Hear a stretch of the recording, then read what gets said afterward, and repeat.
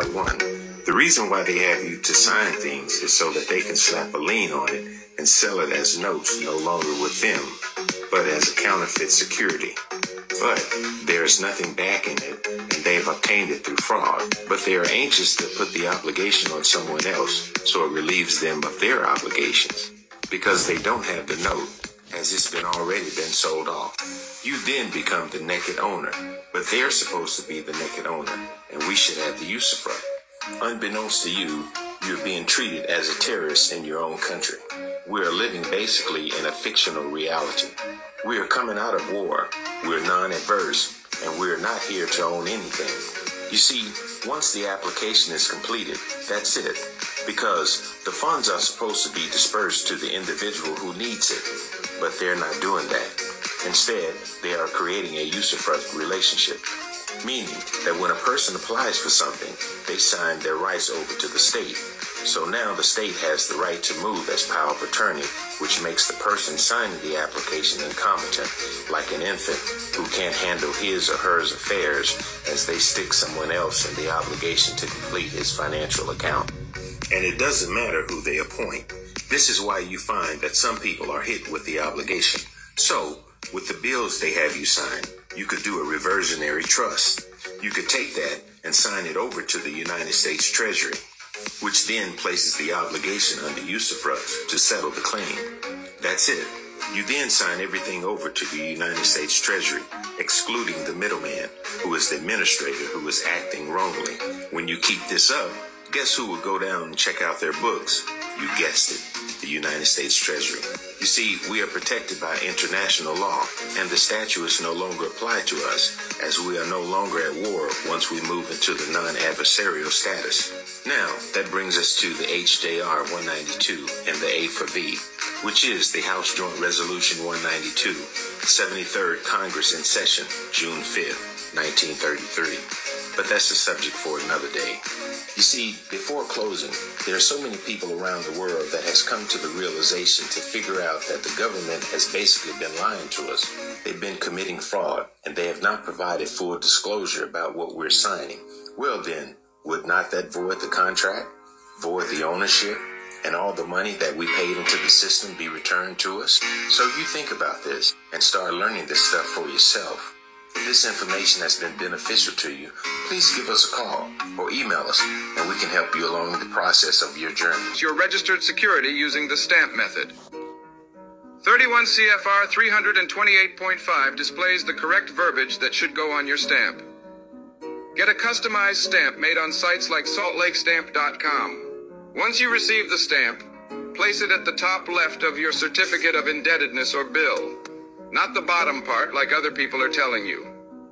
On the back of the certificate of indebtedness or bill, sign it using your beneficiary's signature. And place the correctly valued postage stamp according to the Stamp Duty Act of 1863 in the bottom right corner. That's basically it. Now add a cover letter, package it up, and send to the corporation's indenture trustee, which can be found in the Anyone who thinks student loans will ever be forgiven needs to look up SLABS. That was one of the most depressing things I've ever researched. If you're like me and didn't know what SLABS is, it is Student Loan Asset-Backed Securities, and it is a ticking time bomb. If you're new, hi, I'm Timothy, a quantitative economist and investor since 2007. I learned how to invest through 2008, and this SLABS is just like it.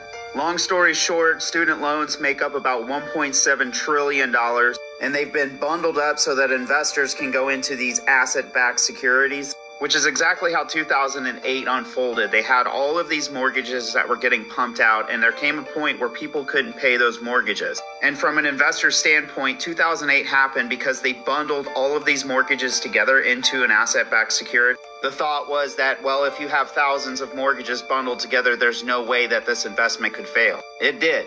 Now, the student loan crisis is significantly smaller than the mortgage crisis of 2008. But $1.7 trillion is nothing to really scoff at. That can be a catalyst that ticks off a bunch of other events. Now you've got your big names like Morgan Stanley in this, which interestingly, they've been running this Ponzi since at least 2005. That's as far back as I look. And even though Morgan Stanley is a mediator, this is ran initially from the government. And considering most Americans are living paycheck to paycheck, especially the younger generations that are dealing with those student loans. The big question is, what would happen if a bunch of people stopped paying their loans? To Morgan Stanley, nothing. The government would probably print some money and hand it over to them, even though they're collecting interest. To the average American with that student debt, the first thing is their credit rating would plummet. Getting out loans for other things like homes or vehicles would likely be near impossible. And this slabs may be the catalyst that sparks the 80% drop that I'm calling in the stock market. All major market crashes have some form of catalyst to set off a domino effect, as I mentioned before. This type of model, from an investor's standpoint, is a dream. And the model is clearly unsustainable. Here's an example where someone took out $180,000. They did not make more than the interest payments, and now they're at $206,000. Because people are struggling, the interest will continue to compound and it will get to a point where they are not paid off. So a slabs crisis is not if, it's more so when. Anyone? That's a really interesting. I just want to backtrack. You just mentioned that you would be able to take a cop's house if they do essentially violate your rights. So I guess two-part question. Have you seen that happen with people using the script where they're able to, I don't know, sue police officers for violating their rights? Oh, absolutely. Here in Texas, there is tons of case law on the books. For instance, when a police officer arrests you on a traffic infraction here in Texas, by law, it is mandatory that he take you immediately before a magistrate. They are not allowed to take you to a jail cell here for a traffic stop, but they do it all the time. Wow. But the case law here in Texas throughout our history has always shown that the moment the officer does that, he is guilty of false imprisonment and official misconduct, because the law clearly instructed him to take the individual before a magistrate who could neutrally determine whether or not incarceration was something that was lawful. The officer has no power to make that determination, not in any state. They're the accuser. How does it look when both the accuser can also determine whether or not you should go to jail? That's exactly why they're required to take you before a magistrate who can examine the facts independently and make a determination legally as to whether or not a commitment order is required to put you in jail for you as an individual.